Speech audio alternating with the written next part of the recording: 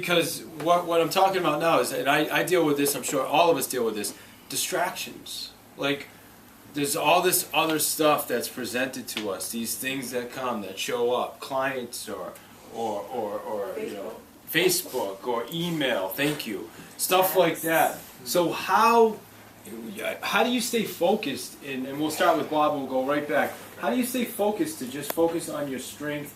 And I'm going to say, and if I'm wrong, you can let me know, I would say your strength is probably going to be writing, creating systems, things like, is that accurate? That's true. All right, so how do you stay focused on your strength when all these other distractions are happening, you know, the $50 an hour stuff? That's a good point. I have two offices. I have my office where my main office is, and I go there and I'll spend some time, and then when I need, you know, the high productivity time, I have another office at my house that I can just go to, shut off my phones and just do work.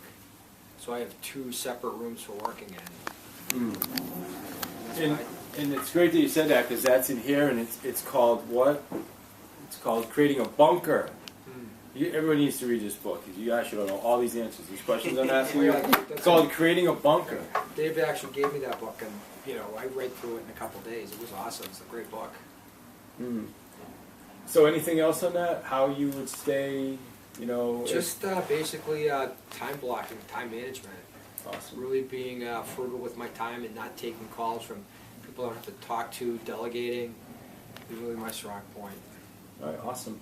All right, same question.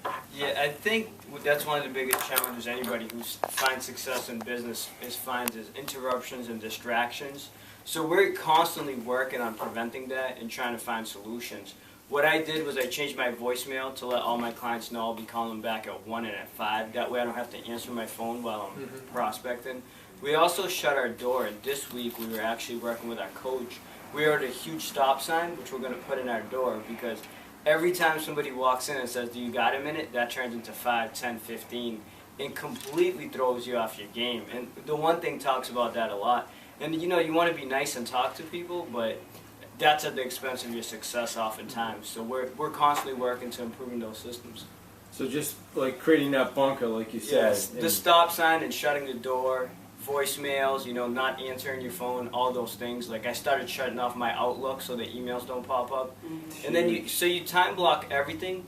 The biggest challenge is to follow that time and to really just guard it with your life. So if you say I'm going to prospect from 8 to noon, turn everything else off. And then set up a time just to check your emails, because if you don't, you'll be doing it on your phone throughout the day. So if you could do that from 12 to 12:30, just block everything off, and that really helps. Yeah, time blocking is going to be huge. Yes. Just to continue on that, it's interesting because I always felt this way, and then I heard it also on NPR last week. You said 1 minute turns into 5, but the worst part about that is it takes you, I think they said like 10 minutes to get refocused on what you were doing. Oh, absolutely. So it's not even just the 5 minutes you spend talking to someone, it's like, okay, now where was I? And you get my brain back to where I need to be. So if you're not careful with your time and you're chatting with people and you lose your focus, and that costs you more time than the actual conversation with them. Certainly. It just destroys the momentum. Absolutely. It's like chopping up your progress all day. Yeah, that's such a great point. Thank you for sharing that. And You're Jen, welcome. kind of the same. For my thing, for PR, I can't do that, because if I'm getting a call from a reporter on a story, I can't. I have to be the person that gets interrupted constantly. So for me, the way I took this question is that I've really, I've put my personal life completely on hold. I don't want to be derailed by drama. I haven't seen a lot of my friends for a year. They, a lot have had to understand that I just can't. I don't want to hang out if we're not going to talk about business. And when that's I had to survive. And now after a year, I'm going back to the gym. I'm, bringing a little bit more balance in there, which is not CrossFit, but the gym. But I'm starting to do a little bit more of that. And the other thing, I wrote these down, clearing my commitments. I was involved in a lot of boards and a lot of organizations, and I said, you know what, for my first year of business, I'm saying no to everything, and even with my Girls Inc., I've volunteered at Girls Inc.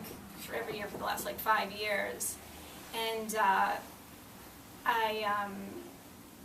I had to give that up this year after I recruited you to take it on. I said, you got to do it. I want these young women to be influenced by you. Don't come across such professional women every day. Please do it. And then I thought I was going to do it too. And after missing three appointments, I realized I had to keep my schedule open for any potential client conversation. So I've had to say no. I've had to turn down board positions, and I'm completely fine with that. I might even do it for my second year because I have to keep my head above water and I have to survive. And I just made a commitment to teach CCD. So I'm getting back to that because that's very important to me. That's meaningful for me. Other than that, I just can't. Awesome. You know, and I'm glad you brought that up. You touched on a couple of really important things, and one is, you see, you know, what you're doing now is she's hunkering down and she's making it happen, and you've made a commitment, right? Yeah. You're going to make this happen no matter what.